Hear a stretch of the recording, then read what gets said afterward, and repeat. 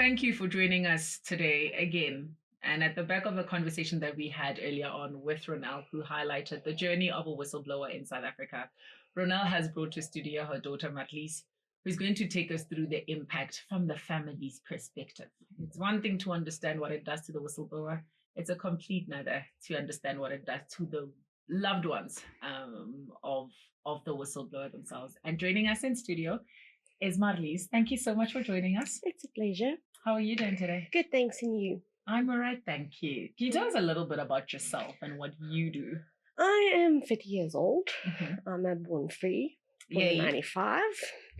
I am a production manager of a big gearbox company. That sounds very technical. It is. I'm in the boys' world. I love it. I love cars. And yeah, I love my mom. I'm already picking up similarities with your mom, because at 18 your mom decided, once I'm going to the force, and you at your very young age are leading a very technical team in a very technical world. I am, yes. Wearing big shoes, especially fighting in a man's world.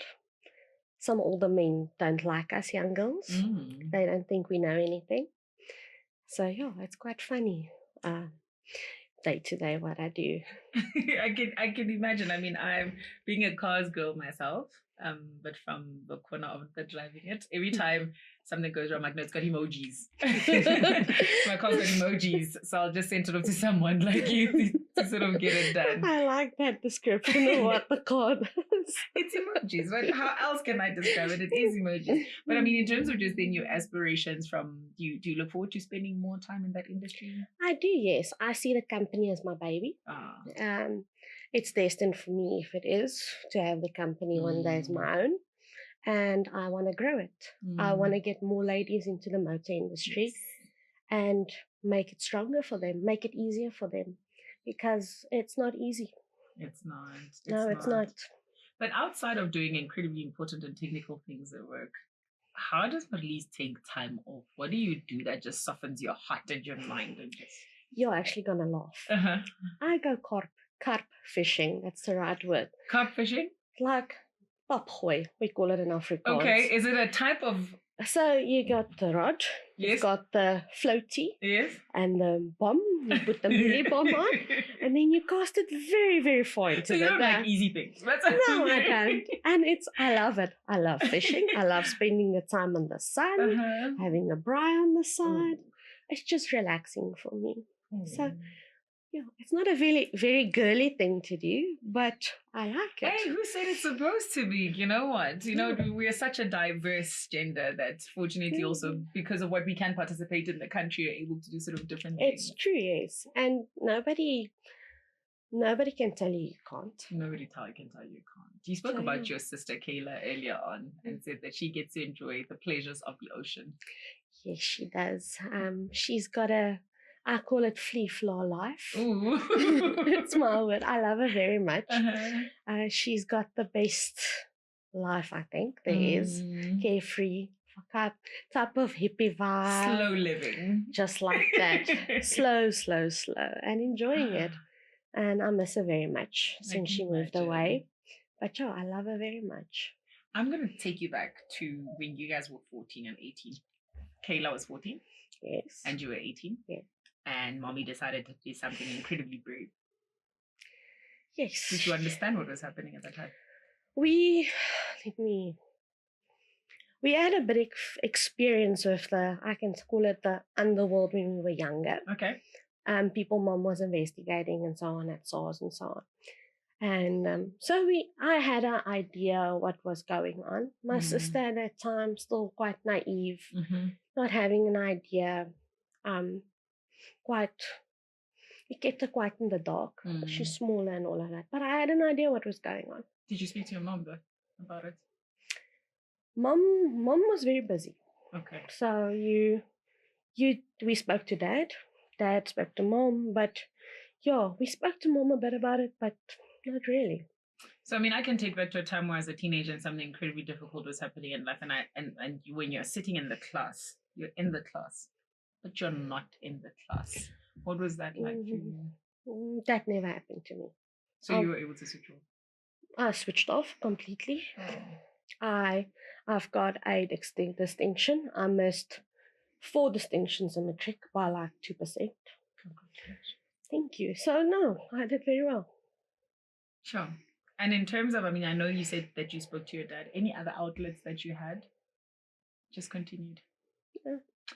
Marlize, I'm going to ask about some of the stuff that may have not been very tidy in terms of the safety of the entire process. Sorry. No, please don't apologize. So, safety-wise, you always look over your shoulder. You never know what's going to happen. You wear bulletproof to school. You can't go out with your friends to the ice rink. Did your friends know that you were bulletproofed? No. You read it. You did not discuss it with them. You kept to yourself about that. Mm-hmm. And you continued as normal as far as possible.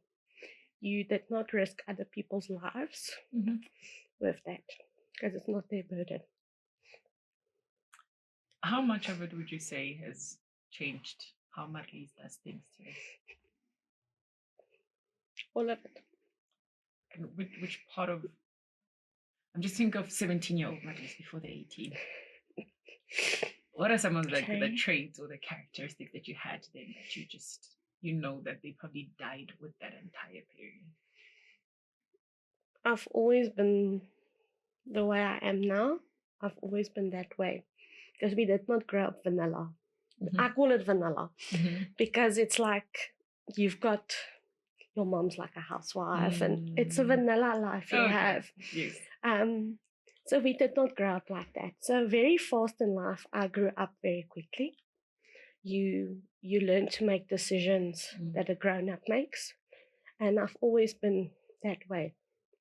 So you always do things a certain way. I mean, part of the emotion that are coming up is you keep saying that you said earlier on, you said mom, like a thought of you, that how you put it. And I mean, as a daughter, we know how much of our parents have gone through to have us where we are. We can only imagine the other stuff that they haven't let us about. When you think of your mom, what would you... I think this is the most amazing woman there is. What I'm very sad about my life is I only got to know her now later in her life. Sure. And I love her so much. She sacrificed so much for us, working long hours, making sure my health is fine, making sure we've got everything we need. And I missed her so much those times also, but I knew there's a purpose for what she was doing. So I love her very, very much. And if I, in my life, can achieve half what she's done, I will be there. Ronèl, so you said earlier on, I have to take you back there, you said earlier on that the biggest thing for you is that you can't forgive yourself for not having been there for your daughters. But when you hear, or for your family, and you said that your husband carries the key to heaven, he's got the direct remote and we'll need to borrow it from him. Yeah. When you hear your daughter who is proud of you, does it help with the forgiveness process, at least with yourself? It does. What else helps is the fact that I see both Kayla and Marlize, and I see that they are the better halves of me and Rian. I honestly see the best of me and Rian both in our kids, but more so in Marlize. When she says to you that she just continued with life, she's probably one of the strongest people that I know, and one of the most powerful forces of nature that you can see. I mean, if you see how she runs a workshop full of men and deals with clients that does not want to speak to her because she's a female. And what she has had to deal with her entire life, with a mom and a dad that was in the police, that on a whim said, we have to go work for 4 days in operation. You don't know where we are. You're going to stay with grandma or with friends or whatever. This child is one amazing, beautiful child. I mean, she shared earlier on that she runs a production with what? Your turnover was what, 60, 80? 60 to 90 vehicles a month. A month. And all of them walk out of there, all functional and great. We try our best. Not everybody's perfect. Things happen, but yes, to the best we try that. I want to know. I mean, being a teenager in general is a difficult process. Being someone who's young in their 20s is even untidy sometimes, if that transition happens. Interestingly, did you feel any different treatment from people around you, from your classmates? Not my classmates, no. My classmates were oblivious to what was going on. They're more worried about, I've got this hairstyle and this is this, and dad's driving this Land Cruiser and what. So it's the type of school I was in, where we grew up and so on. So classmates, oblivious. But people in the church completely shunned us. Like, not shunned, but pushed us away. Nobody's picked up the phone, asked, are you okay? Do you have food? Do you need help? Did you continue going to church? No. I only started reading my Bible again now. Because I was angry, not with God, but with the people that I associated with religion. And I ask if you continue going to the church because, I mean, we speak a lot in faith about the waiting season. And the waiting season could be in the middle of your trauma, but it treats us all so differently. So naturally, you would stop going to that place. And I ask again because one of the conversations we're going to have after this, actually, with Reverend Molo, is on the role of the church in society. And if I can have both of you please just detail that. What do you wish the church had provided based on what the church... Just pick up the phone and ask, are you okay? That's all. That's all I wanted. So listen, we see this is going on in the news, in reports and so on. Are you okay? Or is your sister okay? That's all. Nothing more than that. And get our side of the story. Not make up your mind because you see something in a news article on the side, we are bad. And you've known us your whole life. Out of complete curiosity, Marlize, while on the church topic, what did prayer sound like for Marlize at that time?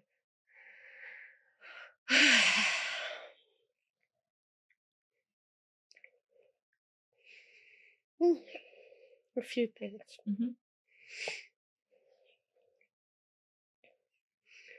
That it goes the way it should. If it is God's will, it must go that way. But protect us. Keep us safe. And yes. Okay. Cool. If you were to take on the position that your mom did, if either at your production side at the moment or something happens within the industry, based on what you know the experience is like for a family, for a daughter as young as you, would you take on that similar experience of whistleblowing? Yes. Because you can't in life let bullies bully you into not believing what you believe.